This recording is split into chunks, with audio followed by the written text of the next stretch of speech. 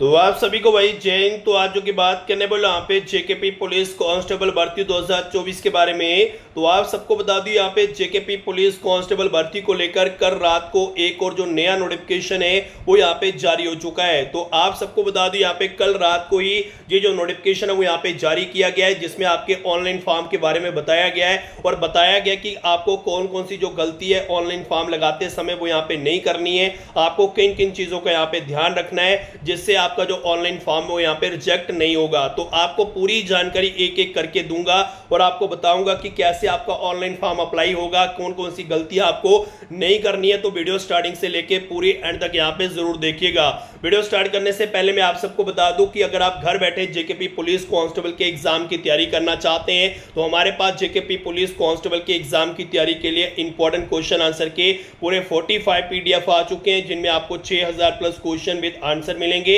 इन 45 PDF में से आपको एग्जाम में 60 से 70% जो क्वेश्चन है वो यहाँ पे एग्जाम में आएंगे इन 45 पीडीएफ में से। अगर आप ये 45 पीडीएफ लेना चाहते हैं, इसका जो प्राइस है ओनली 330 यानी कि 330 रुपया हमने इसका प्राइस रखा है। अगर आपको पीडीएफ लेने जे नीचे हमारा व्हाट्सएप नंबर दिया गया है, दिए गए व्हाट्सएप नंबर पे अभी हमें मैसेज करिए। जैसे आप हमें व्हाट्सएप पे मैसेज करोगे मैं आपको पेमेंट वाला नंबर दूंगा। आपने 330 यानी कि 330 रुपया पेमेंट करके मुझे स्क्रीनशॉट भेजना है। उसी टाइम 2 मिनट के अंदर जो पीडीएफ है वो आपको आपके व्हाट्सएप पे मिल जाएंगे। अब बात कर ले कि कल रात को जो नया नोटिफिकेशन यहाँ पे जारी किया गया है जेकेएसएसबी के द्वारा यहाँ पे जेकेपी पुलिस कांस्टेबल की भर्ती को लेकर, तो यहाँ पे बताया गया कि 30 जुलाई को सुबह 10 बजे जो आपका ऑनलाइन फॉर्म का लिंक है वो यहाँ पे ओपन हो जाएगा। 29 अगस्त शाम को 5 बजे जो आपका लिंक है ऑनलाइन फॉर्म का वो यहाँ पे क्लोज कर दिया जाएगा। तो यहाँ पे पूरा बताया गया कि एप्लीकेशन फी के लिए भी जो आपका लिंक है वो यहाँ पे 30/7/2024 को यानी कि 30 जुलाई को सुबह 10 बजे एप्लीकेशन फी के लिए आपका लिंक ओपन कर दिया जाएगा।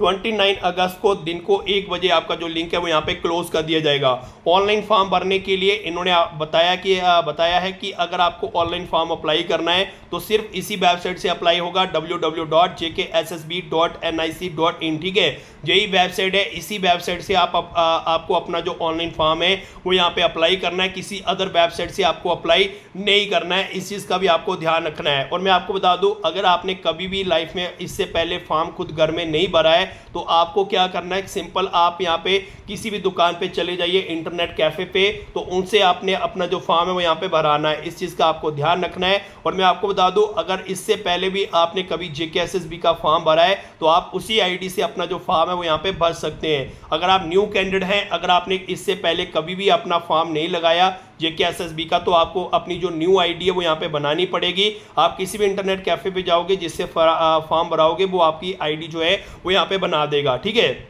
तो आपको क्या करना है, देखिए आपका एक ईमेल आईडी बनेगी और उसके बाद उसका एक पासपोर्ट रहेगा, आपका फोन नंबर रहेगा जिस पे आपका ओटीपी आएगा। तो आपने क्या करना है, जब भी आप अपना फॉर्म लगाओगे तो आपने क्या करना है, जो आपकी फॉर्म की स्लिप होगी, ठीक है, जो आपको स्लिप दी जाएगी जब आपका फॉर्म यहाँ पे पूरा लग जाएगा, कोई भी इंटरनेट कैफे से आप फॉर्म भराओगे तो वो आपको एक स्लिप देगा। तो स्लिप के पीछे आपने अपने पूरे ध्यान रखना है कि आपने अपनी जो ईमेल आईडी है उस बंदे से, जिससे भी आप फॉर्म भराओगे उससे अपनी ईमेल आईडी जो है वो यहाँ पे अपनी जो आपकी स्लिप होगी जो फॉर्म की उसके पीछे अपनी ईमेल आईडी, पासपोर्ट और अपना जो फोन नंबर है वो यहाँ पे लिखवा लेना है। क्योंकि काफी सारे ऐसे कैंडिडेट होते हैं जिनको बाद में अपनी ईमेल आईडी भूल जाती है, जब पासपोर्ट भूल जाता है या फोन नंबर भूल जाता है तो बाद में भाई एडमिट कार्ड नहीं निकलता है। तो इसलिए आप सबने क्या करना है, अपनी ईमेल आईडी होगी, पासपोर्ट हो गया और जो फोन नंबर है वो यहाँ पे उसके पीछे लिख लेना है। जब भी आप फॉर्म भरोगे, जब आपको स्लिप दी जाएगी तो आपने उस इंटरनेट कैफे वाले से ये सब लिखवा लेना है। उसके अलावा मैं आपको बता दूं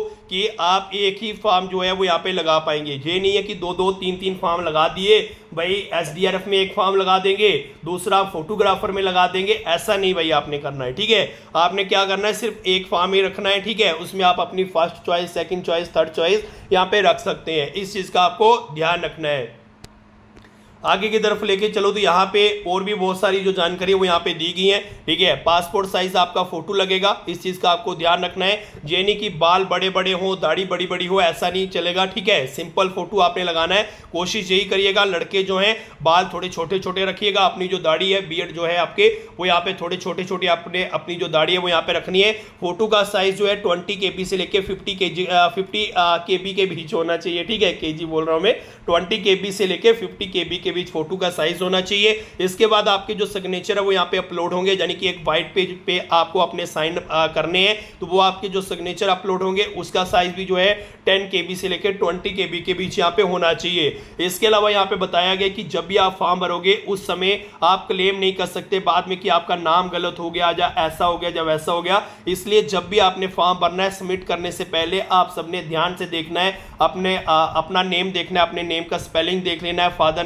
नेम का स्पेलिंग देखना है, ठीक है, अपनी कैटेगरी चेक करनी है, अपना आधार कार्ड चेक करना है, ठीक है, आधार कार्ड नंबर, ये सब चीजें आपने चेक करनी है। उसके बाद ही अपना जो फॉर्म है वो यहाँ पे सबमिट करना है। तो खासकर वो कैंडिडेट जो यहाँ पे क्या करते हैं कि किसी भी इंटरनेट कैफे पे जाते हैं और उसको डॉक्यूमेंट दे देते हैं, भाई मेरा फॉर्म फिल कर देना, मैं कल आके एप्लीकेशन की फी दे दूंगा और उसके बाद जो फॉर्म है उसकी स्लिप ले जाऊंगा, ठीक है, ऐसा नहीं करना है। जब भी आपने फॉर्म भरना है आपने इंटरनेट कैफे वाले के साथ में बैठना है। जब भी वो फॉर्म सबमिट करेगा उससे पहले उसको बोलना है, भाई 2 मिनट रुक जा, मुझे चेक करने दे, मेरा नाम क्या है, फादर नेम क्या है, ठीक है, स्पेलिंग चेक करने दे और कैटेगरी क्या है, ये सब आपने चेक करनी है, फिर ही आपने अपना जो फॉर्म है वो यहाँ पे सबमिट करना है। इस चीज का आपको ध्यान रखना है, ठीक है। बाकी यहाँ पे बताया गया है कि अगर आपकी यहाँ पे फी, यानी कि काफी सारे ऐसे कैंडिडेट होते हैं जो फॉर्म लगा देते हैं और जो अपनी फी है वो यहाँ पे नहीं करते, तो उसके कारण क्या होता है कि आपका जो फॉर्म है वो यहाँ पे रिजेक्ट कर दिया जाएगा। ये चीज यहाँ पे क्लियर बताई गई है, तो इस चीज का आपको ध्यान रखना है।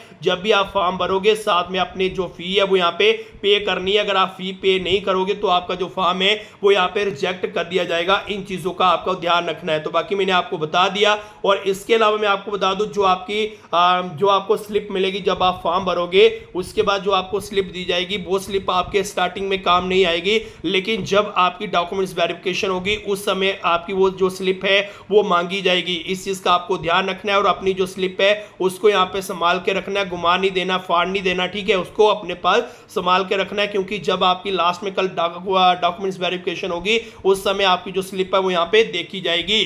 तो बाकी आज की वीडियो के अंदर इतना ही। उम्मीद यही करता हूं आपको वीडियो अच्छी लगी होगी। मिलूंगा जल्दी एक नई वीडियो के साथ, नई अपडेट के साथ। तब तक जय हिंद, जय भारत।